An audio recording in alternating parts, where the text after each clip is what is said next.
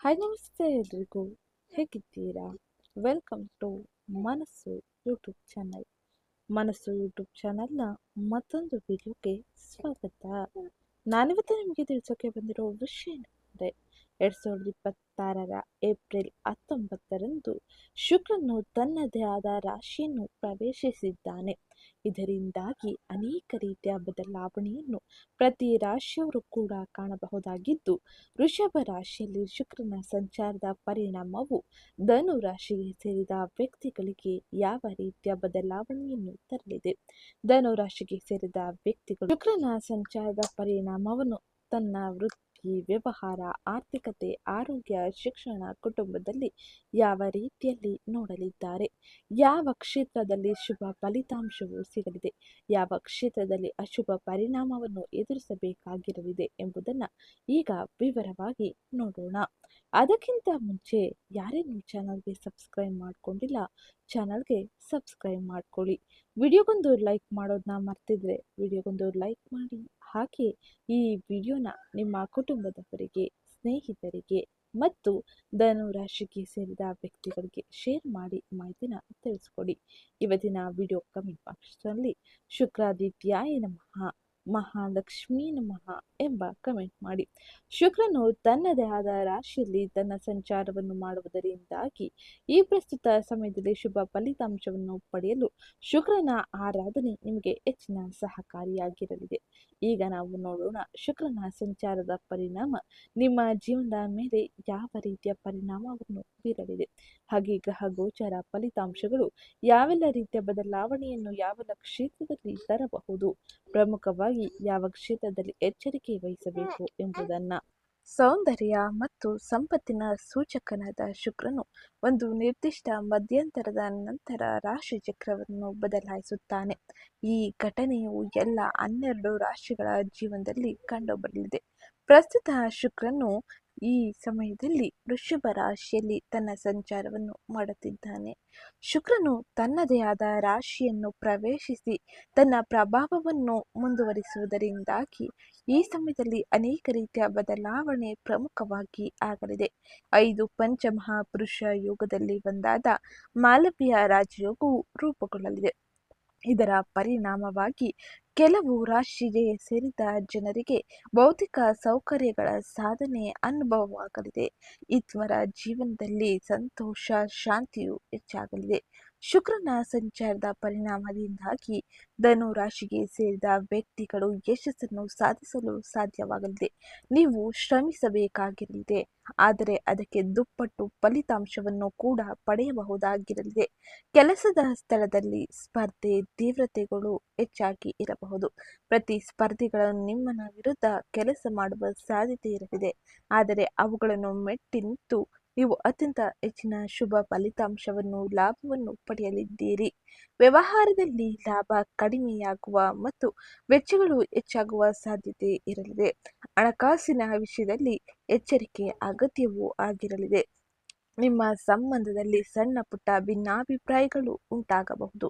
ಅನಗತ್ಯ ವಾದಗಳು ಮತ್ತು ವಿವಾದಗಳಿಂದ ದೂರವಿರುವುದು ಉತ್ತಮವಾಗಿರಲಿದೆ.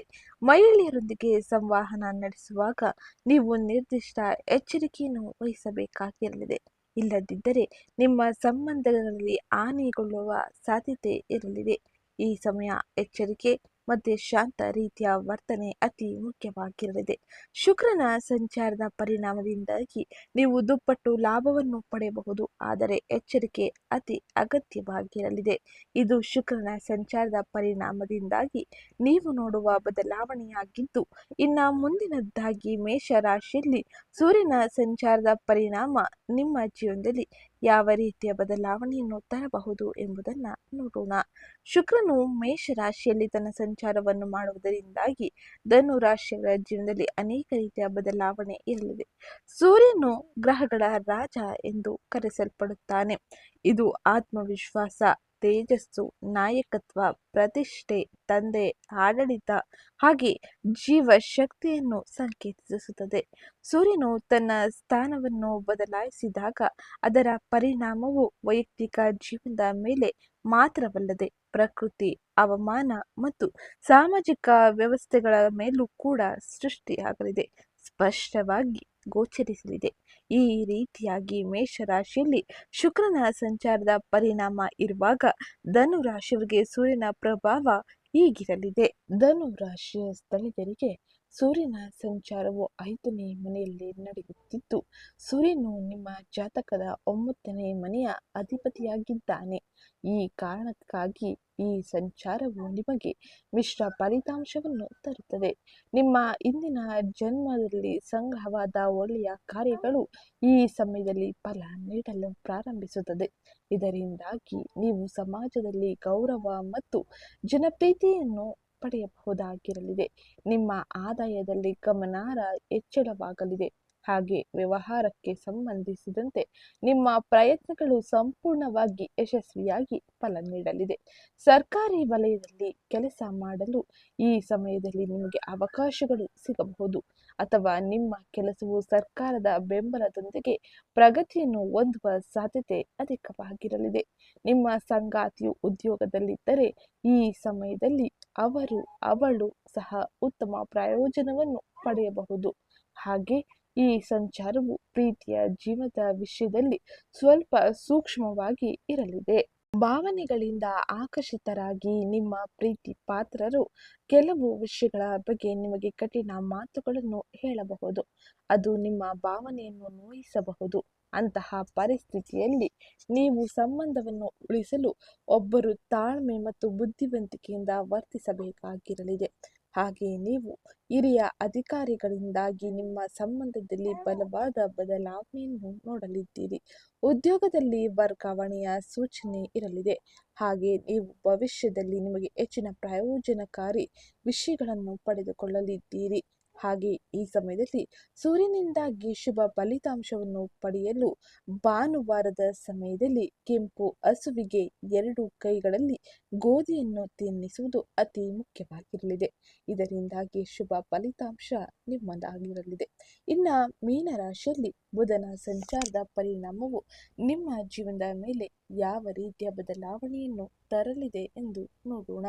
ಬುಧನು ಈ ಪ್ರಸ್ತುತ ಸಮಯದಲ್ಲಿ ಮೀನ ರಾಶಿಯಲ್ಲಿ ತನ್ನ ಸಂಚಾರವನ್ನು ಮಾಡುತ್ತಿದ್ದಾನೆ. ಬುಧನು ಈ ಸಮಯದಲ್ಲಿ ಮೀನ ರಾಶಿಯಲ್ಲಿ ತನ್ನ ಸಂಚಾರವನ್ನು ಮಾಡುವುದರಿಂದಾಗಿ ಆಧ್ಯಾತ್ಮಿಕ ಕಲ್ಪನೆ ಹಾಗೆ ಅಂತರ್ಪ್ರಜ್ಞೆಯನ್ನು ಸೂಚಿಸಲಿದೆ.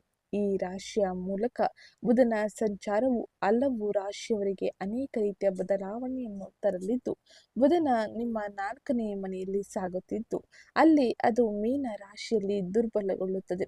10ನೇ ಮತ್ತು 7ನೇ ಮನೆಯ ನಕಾರಾತ್ಮಕ ಪ್ರಭಾವಕ್ಕೆ ಧನು ರಾಶಿಗೆ ಸೇರಿದ ವ್ಯಕ್ತಿಗಳು ಒಳಗಾಗುವ ಸಾಧ್ಯತೆ ಇರಲಿದೆ. ನಿಮ್ಮ ಕುಟುಂಬ ಜೀವನದಲ್ಲಿ ನೀವು ತೊಂದರೆಗಳನ್ನು ಎದುರಿಸಬೇಕಾಗಿ ಬರಬಹುದು. ಹಾಗಾಗಿ ಬಹಳ ಶಾಂತಿಯುತವಾಗಿ ವರ್ತಿಸಿ. ಇದನ್ನು ಗಮನದಲ್ಲಿ ಇಟ್ಟುಕೊಳ್ಳುವುದು ಬಹು ಮುಖ್ಯವಾಗಿರಲಿದೆ. ಬುಧನ ಈ ನಿರ್ದಿಷ್ಟ ಸ್ಥಾನವು ನಿಮ್ಮ ವೈಯಕ್ತಿಕ ಮತ್ತು ಕುಟುಂಬ ಜೀವನದಲ್ಲಿ ನಡೆಯುತ್ತಿದ್ದರೆ ಸಮಸ್ಯೆಗಳು ನಿಮ್ಮ ಸಾಮಾಜಿಕ ಇಮೇಜ್ ಮೇಲೆ ಪ್ರಭಾವವನ್ನು ಬೀರಬಹುದು. ಅಂತಹ ತೊಂದರೆಗಳು ಸ್ವಲ್ಪ ಮಟ್ಟಿಗೆ ನಿಮ್ಮ ವೃತ್ತಿಪರ ಜೀವನದ ಉದ್ಯೋಗದ ಸ್ಥಿರತೆ ಮತ್ತು ನಿಮ್ಮ ಮನೆ ಮತ್ತು ಕುಟುಂಬ ಸಂಬಂಧಗಳಲ್ಲಿ ಅನೇಕ ರೀತಿಯ ವ್ಯತ್ಯಾಸಗಳನ್ನು ತರುವ ಸಾಧ್ಯತೆ ಇರಲಿದೆ. ಹಾಗೆ ತಾಯಿ ಮತ್ತು ಸಂಗಾತಿಯ ನಡುವೆ ನಿರ್ದಿಷ್ಟ ವಿಷಯದ ಬಗ್ಗೆ ಭಿನ್ನಾಭಿಪ್ರಾಯಗಳು ಉಂಟಾಗಬಹುದು. ಹಾಗಾಗಿ ಈ ಸಮಯದಲ್ಲಿ ವಾತಾವರಣವನ್ನು ಉದ್ವಿಗ್ನತೆಗೆ ಒಳಗಾಗದಂತೆ ನೋಡಿಕೊಳ್ಳುವುದು ಬಹು ಮುಖ್ಯವಾಗಿರಲಿದೆ. ಇದು ಬುಧನ ಸಂಚಾರದ ಪರಿಣಾಮದಿಂದಾಗಿ ಪ್ರಮುಖವಾಗಿ ನೀವು ನೋಡುವ ಬದಲಾವಣೆಗಳಾಗಿದ್ದು, ಇನ್ನು ಮುಂದಿನದಾಗಿ ಶನಿಯ ಸಂಚಾರದ ಪರಿಣಾಮ ಹೇಗಿರಲಿದೆ ಎಂದು ನೋಡೋಣ. ಶನಿಯು ಈ ಪ್ರಸ್ತುತ ಸಮಯದಲ್ಲಿ ಮೀನ ರಾಶಿಯಲ್ಲಿ ತನ್ನ ಸಂಚಾರವನ್ನು ಮಾಡುತ್ತಿದ್ದು, ಶನಿಯು ದೇವತೆಗಳಲ್ಲಿ ನ್ಯಾಯದಾತನಾಗಿದ್ದಾನೆ. ಕರ್ಮಕ್ಕೆ ತಕ್ಕ ಫಲವನ್ನು ನೀಡುವ ಶನಿ ಅತ್ಯಂತ ನಿಧಾನವಾಗಿ ಸಂಚರಿಸುವ ಗ್ರಹದಲ್ಲಿ ಒಂದಾಗಿದೆ. ಒಂದು ನಿರ್ದಿಷ್ಟ ಅವಧಿಯಲ್ಲಿ ರಾಶಿಯನ್ನು ಬದಲಾಯಿಸುವ ಶನಿಯಿಂದಾಗಿ ನೀವು ಅನೇಕ ರೀತಿಯ ಬದಲಾವಣೆಯನ್ನು ಜೀವನದಲ್ಲಿ ಪ್ರಮುಖವಾಗಿ ನೋಡಲಿದ್ದೀರಿ. 2026ನೇ ವರ್ಷದಲ್ಲಿ ಉತ್ತಮ ಬದಲಾವಣೆಯನ್ನು ಶನಿಯು ಸೂಚಿಸಲಿದ್ದಾನೆ. ಸರ್ಕಾರಿ ಏಜೆನ್ಸಿ ಪೊಲೀಸ್ ಇಲಾಖೆ, ಸರ್ಕಾರಿ ಸೇವೆಗಳು, ಮ್ಯಾಜಿಸ್ಟರ್ ವಲಯ ಹಾಗೆ ವಕೀಲ ಕ್ಷೇತ್ರಗಳಲ್ಲಿ ಉನ್ನತ ಸ್ಥಾನಕ್ಕೆ ಕೊಂಡೊಯ್ಯಲಿದೆ. ಶನಿ ದೇವನ ಅನುಗ್ರಹದಿಂದಾಗಿ ಸಂಪತ್ತು, ಸೌಕರ್ಯ, ಸಂತೋಷ ನಿಮ್ಮದಾಗಲಿದೆ. ನಿಮ್ಮ ಬಾಕಿ ಇರುವ ಅನೇಕ ಕೆಲಸಗಳು ಪೂರ್ಣಗೊಳ್ಳಲಿದೆ. ಹಾಗೆ ಇದರಿಂದಾಗಿ ದುಪ್ಪಟ್ಟು ಹಣದ ಗಳಿಕೆ ಇರಲಿದ್ದು, ಆರ್ಥಿಕ ವ್ಯವಹಾರಗಳು ಸುಗಮ ರೀತಿಯಲ್ಲಿ ಇರಲಿದೆ.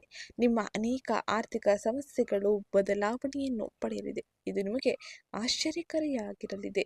ಹಾಗೆ ಈ ಪ್ರಸ್ತುತ ಸಮಯದಲ್ಲಿ ಗುರುವಿನ ಸಂಚಾರದ ಪರಿಣಾಮ ಹೇಗಿರಲಿದೆ ಎಂದು ನೋಡೋಣ.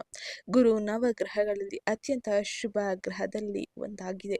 ಇದು ಸುಖ, ಸಮೃದ್ಧಿ, ಸಂಪತ್ತನ್ನು ಕರುಣಿಸುವ ಗ್ರಹ ಎಂದು ಪರಿಗಣಿಸಲಾಗುತ್ತದೆ. ಜಾತಕದಲ್ಲಿ ಗುರುವಿನ ಸ್ಥಾನ ಬಲವಾಗಿದ್ದರೆ ಅಂಥವರಿಗೆ ಶಿಕ್ಷಣ, ಸಾಮಾಜಿಕ ಗೌರವ, ಸಂಪತ್ತು, ಸೌಕರ್ಯ, ಕುಟುಂಬ ಸಂತೋಷ, ವೃತ್ತಿಪರ ಪ್ರಗತಿಗೆ ಯಾವುದೇ ರೀತಿಯ ಕೊರತೆ ಇರುವುದಿಲ್ಲ. ಹಾಗೆ ಈ ಸಮಯದಲ್ಲಿ ಗುರುವಿನ ಸಂಚಾರದ ಪರಿಣಾಮ ಧನು ರಾಶಿಯವರ ಜೀವನದಲ್ಲಿ ಯಾವ ರೀತಿಯ ಬದಲಾವಣೆಯನ್ನು ತರಲಿದೆ ಎಂದು ತಿಳಿಯೋಣ. ಉದ್ಯೋಗದ ಸ್ಥಳದಲ್ಲಿ ಧನು ರಾಶಿಗೆ ಸೇರಿದ ವ್ಯಕ್ತಿಗಳು ಅತ್ಯಂತ ಹೆಚ್ಚಿನ ಲಾಭವನ್ನು ಪಡೆಯುವ ಸಾಧ್ಯತೆ ಇರಲಿದೆ. ಧನು ರಾಶಿಯವರಿಗೆ ಸ್ಪರ್ಧಾತ್ಮಕ ಪರೀಕ್ಷೆಗಳಿಗೆ ತಯಾರಿ ನಡೆಸುವ ವಿದ್ಯಾರ್ಥಿಗಳು ಈ ಸಮಯದಲ್ಲಿ ಸುವರ್ಣ ಅವಕಾಶಗಳನ್ನು ಪಡೆಯಲಿದ್ದಾರೆ. ಉದ್ಯೋಗದಲ್ಲಿ ನೀವಂದುಕೊಂಡಂತ ಫಲಿತಾಂಶವನ್ನು ನೀವು ಪಡೆಯಬಹುದಾಗಿರಲಿದೆ.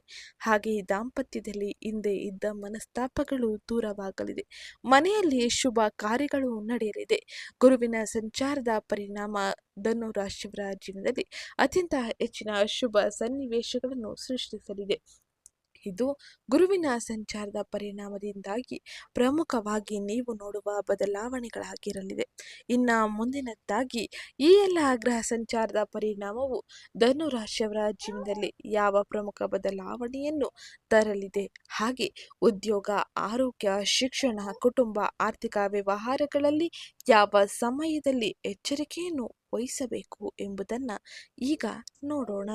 ಅದಕ್ಕಿಂತ ಮುಂಚೆ ಯಾರೇನೋ ಚಾನಲ್ಗೆ ಸಬ್ಸ್ಕ್ರೈಬ್ ಮಾಡ್ಕೊಂಡಿಲ್ಲ, ಚಾನಲ್ಗೆ ಸಬ್ಸ್ಕ್ರೈಬ್ ಮಾಡ್ಕೊಳ್ಳಿ. ವಿಡಿಯೋಗೊಂದು ಲೈಕ್ ಮಾಡೋದನ್ನ ಮರಿಬೇಡಿ. ಈಗ ನಾವು ನೋಡೋಣ ಧನು ರಾಶಿಯವರ ಉದ್ಯೋಗ ಮತ್ತು ವೃತ್ತಿಯಲ್ಲಿ ಗ್ರಹ ಗೋಚರ ಫಲಿತಾಂಶ ಯಾವ ರೀತಿಯ ಪ್ರಭಾವವನ್ನು ಬೀರಲಿದೆ ಎಂದು. ಏಪ್ರಿಲ್ 14ರಂದು ನಿಮ್ಮ 9ನೇ ಮನೆ ಭಾಗ್ಯಾಧಿಪತಿ ಸೂರ್ಯನು ಸೃಜನಶೀಲತೆಯ 5ನೇ ಮನೆಯಲ್ಲಿ ಉಚ್ಚ ಸ್ಥಿತಿಯಲ್ಲಿ ತನ್ನ ಸಂಚಾರವನ್ನು ಮಾಡುತ್ತಿರುವ ಕಾರಣದಿಂದಾಗಿ ನಿಮ್ಮ ನವೀನ ಕೌಶಲ್ಯಗಳು ಮತ್ತು ಬೌದ್ಧಿಕ ಪ್ರತಿಭೆಗಳು ಭಾರಿ ಮನ್ನಣೆಯನ್ನು ಪಡೆಯುತ್ತದೆ.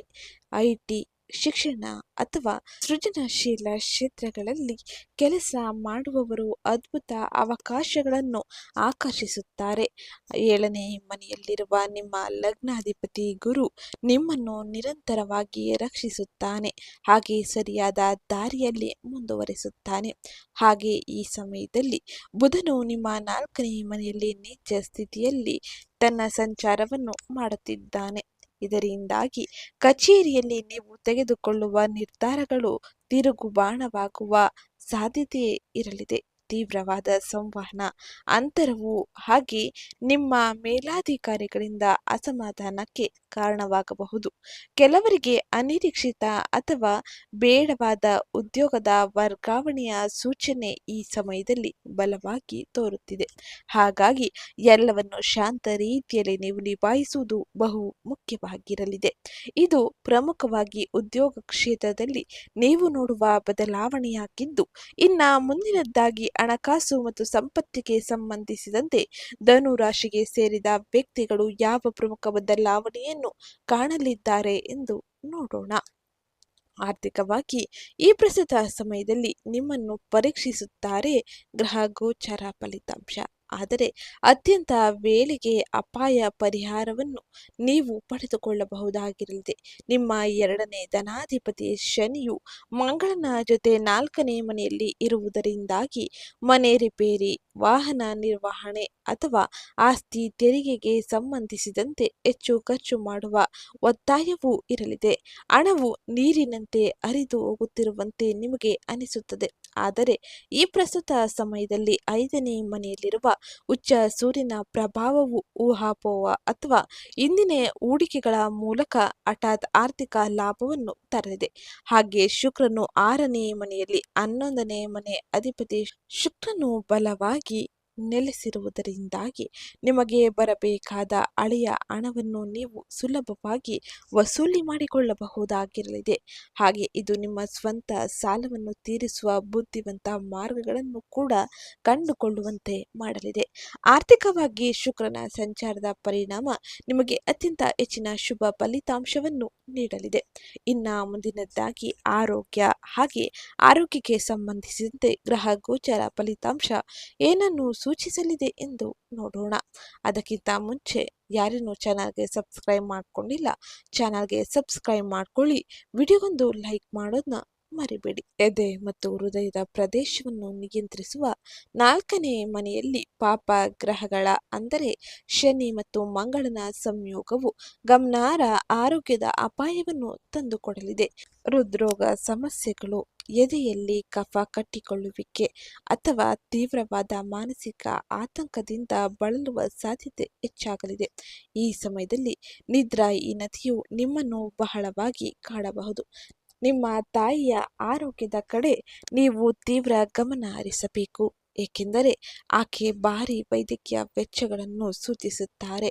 ಹಾಗಾಗಿ ಈ ಸಮಯದಲ್ಲಿ ತಾಯಿಯ ಆರೋಗ್ಯದಲ್ಲಿ ಹೆಚ್ಚಿನ ಎಚ್ಚರಿಕೆ ಇರಲಿ.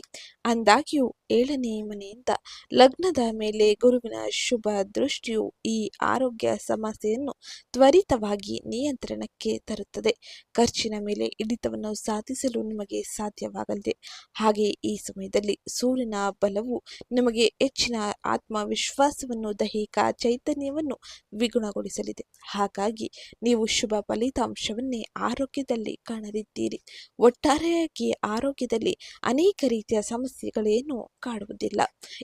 ಮುಂದಿನದ್ದಾಗಿ ಕುಟುಂಬ ಮತ್ತು ವೈಯಕ್ತಿಕ ಸಂಬಂಧಗಳಲ್ಲಿ ಈ ಪ್ರಸ್ತುತ ಸಮಯದ ಗ್ರಹ ಗೋಚಾರ ಫಲಿತಾಂಶ ಏನನ್ನು ಸೂಚಿಸಲಿದೆ, ಯಾವ ರೀತಿಯ ಎಚ್ಚರಿಕೆಗಳ ಜೊತೆ ನೀವು ಮುಂದುವರಿಯಬೇಕು ಎಂಬುದನ್ನು ನೋಡೋಣ. ಕೌಟುಂಬಿಕ ಜೀವನ, ವಿಶೇಷವಾಗಿ ಮನೆಯ ವಾತಾವರಣವು ಈ ಪ್ರಸ್ತುತ ಸಮಯದ ಗ್ರಹ ಗೋಚಾರ ಪರಿಸ್ಥಿತಿಯಿಂದಾಗಿ ಅಸ್ಥಿರವಾಗಿರುತ್ತದೆ. 4ನೇ ಮನೆಯಲ್ಲಿ ಮಂಗಳ ಮತ್ತು ಶನಿಯ ಉಗ್ರ ಪ್ರಭಾವ ತೀವ್ರವಾದ ಆಸ್ತಿ ವಿವಾದಗಳು ಹಾಗೆ ಬೆದರಿಕೆಗಳು, ಕಾನೂನು ಬೆದರಿಕೆಗಳ ಜೊತೆಗೆ ಇನ್ನೂ ಅನೇಕ ರೀತಿಯ ಮನಸ್ತಾಪದ ವಿಷಯವನ್ನು ತರಲಿದೆ.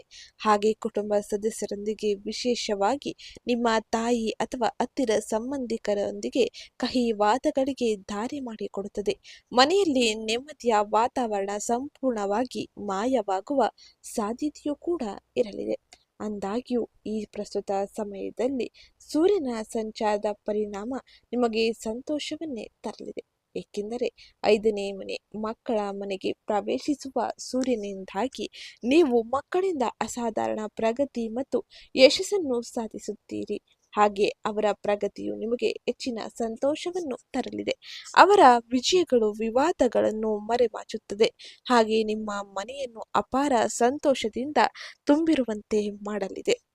ನಿಮ್ಮ ಲಗ್ನಾಧಿಪತಿ ಗುರು 7ನೇ ಮನೆಯಲ್ಲಿ ಇರುವುದರಿಂದಾಗಿ ನಿಮ್ಮ ಜೀವನ ಸಂಗಾತಿಯು ಬಂಡೆಯಂತೆ ನಿಮ್ಮ ಬೆಂಬಲಕ್ಕೆ ನಿಲ್ಲುತ್ತಾರೆ. ಈ ಕಠಿಣ ಹಂತದಲ್ಲೂ ಕೂಡ ನ್ಯಾವಿಗೇಟ್ ಮಾಡಲು ಸಂಪೂರ್ಣ ಬೆಂಬಲವನ್ನು ನೀಡುತ್ತಾರೆ. ಒಟ್ಟಾರೆಯಾಗಿ ಗ್ರಹ ಗೋಚಾರ ಫಲಿತಾಂಶ ನಿಮ್ಮ ಪರವಾಗಿ ಇರಲಿದೆ. ಮಕ್ಕಳಿಂದ ಅತಿ ಶುಭ ಸುದ್ದಿಯು ನಿಮಗೆ ಸಿಗಲಿದೆ. ಕೌಟುಂಬದಲ್ಲಿ ವಿವಾದಗಳನ್ನು ತಡೆಯುವುದು ಹಾಗೆ ಶಾಂತ ರೀತಿಯಲ್ಲಿ ನೀವು ವರ್ತಿಸುವುದು ಬಹು ಮುಖ್ಯವಾಗಿರಲಿದೆ. ಏಪ್ರಿಲ್ 30ರವರೆಗೆ 4ನೇ ಮನೆಯಲ್ಲಿ ನೀಚನಾಗಿರುವ ಬುಧನಿಂದಾಗಿ ನೀವು ಸಹಿ ಮಾಡುವ ಮೊದಲು ಎಲ್ಲವನ್ನು ಸರಿಯಾದ ರೀತಿಯಲ್ಲಿ ಪರಿಶೀಲಿಸುವುದು ಬಹು ಮುಖ್ಯವಾಗಿರಲಿದೆ. ದಾಖಲೆಗಳನ್ನು ಸರಿಯಾದ ರೀತಿಯಲ್ಲಿ ಪರಿಶೀಲಿಸಿ ಮುಂದುವರಿಯಿರಿ.